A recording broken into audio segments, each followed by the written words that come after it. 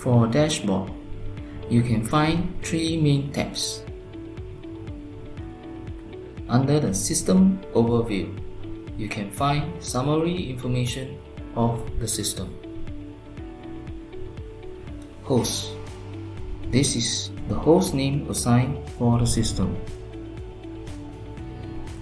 Domain. This is the registered domain in your network. Gateway. This is the gateway IP address of your system that does routing to other machines in another network. DNS server. This is the DNS server IP address of your system that is used to resolve a valid hostname and domain name. System version. Here you can find the version number, current patch number, and the system serial number. Modem license. This is the number of modem tied to the system. For this case, this system is able to connect up to a total number of 3 modems. Uptime.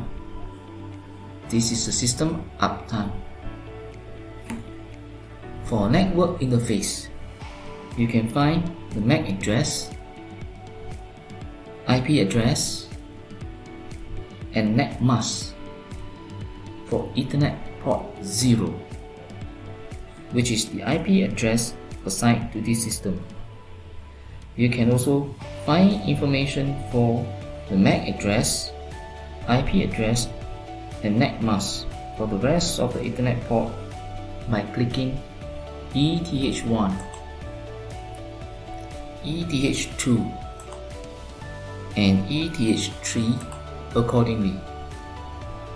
Right below, you can find the list of services that are enabled and disabled.